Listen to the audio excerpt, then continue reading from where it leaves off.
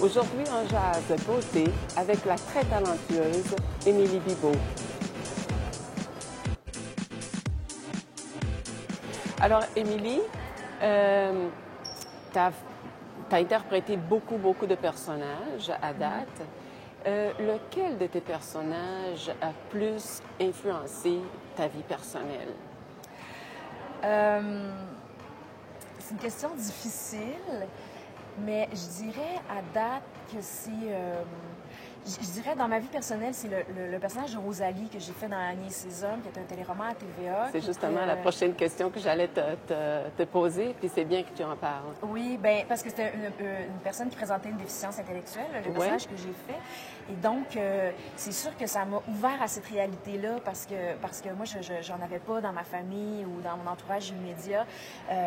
J'avais pas vécu ça de près, côtoyer des gens comme ça. Puis ça m'a vraiment ouvert à ce monde-là. Puis c'était vraiment révélateur pour moi parce que c'est comme si d'un coup, le téléroman avait un petit peu de portée sociale parce que il y avait plusieurs personnes qui donc présentent une déficience intellectuelle qui nous écrivaient pour nous remercier d'être représentés à la télé puis de pouvoir s'attacher à des personnages puis que ça corresponde à leur réalité. Puis moi, je me suis associée à des causes, tu sais, j'en ai rencontré plusieurs, j'ai fait des activités, puis c'est des personnes tellement pures, tellement sincères, tellement intègres, avec un goût de vivre, un amour de la vie, puis ils n'ont pas de masques sociaux, hein, ces gens-là. Oui, ils n'ont pas de filtres. Ils n'ont pas de filtres, fait que c'est très agréable d'être avec eux. Beaucoup d'amour, fait que ça m'a apporté beaucoup. Puis parallèlement à ça aussi, cette émission-là, on était une équipe d'acteurs où ça a vraiment symbiosé. C'est la fois où j'ai vécu ça le plus fort à date. Puis j'ai rencontré là des amis que je vois encore maintenant à chaque semaine. On se parle tout le temps. On est restés très proches.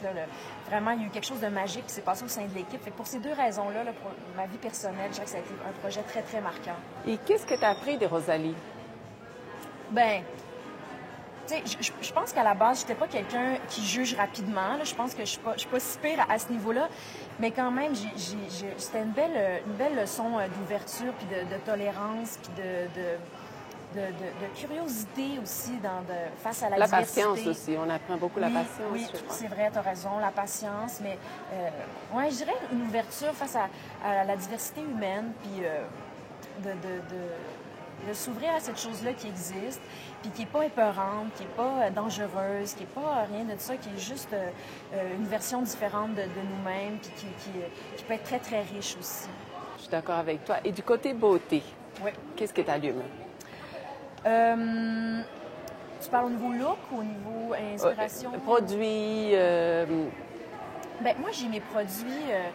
Je suis vraiment une fille, autant j'aime essayer plein d'affaires, autant je peux être très classique. Quand j'aime quelque chose, je suis une grande fidèle. Fait que c'est sûr qu'au niveau du maquillage, comme je te disais plutôt, là, au niveau des crèmes puis d'eau thermale, tout ça, je suis très fidèle à la Roche-Posay maintenant parce qu'il n'y a pas de parabènes, il n'y a pas de... Tu as eu des problèmes de peau aussi, donc ça corrige bien. Oui, c'est ça, il n'y a pas de parfum, il n'y a pas... Je sens que ma peau est vraiment en paix avec ça. Puis côté maquillage, j'ai un gros coup de cœur pour Chanel. Moi, j'aime beaucoup maquiller les yeux. Quand je me maquille, je mets beaucoup l'accent là-dessus. Puis ils ont un quatuor de couleurs, le Smoky Eyes, que je prends vraiment tout le temps.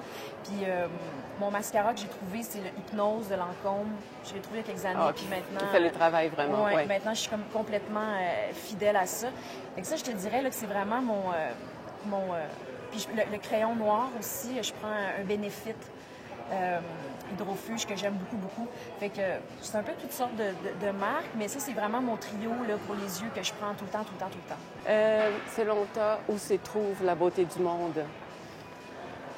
Oh mon Dieu! Ben partout, hein, c'est à nous de... C'est tellement subjectif parce que la beauté du monde, elle peut être ici avec toi cet après-midi, puis elle peut être à l'autre bout du monde. Moi, je pense que c'est les gens qui t'entourent qui la font.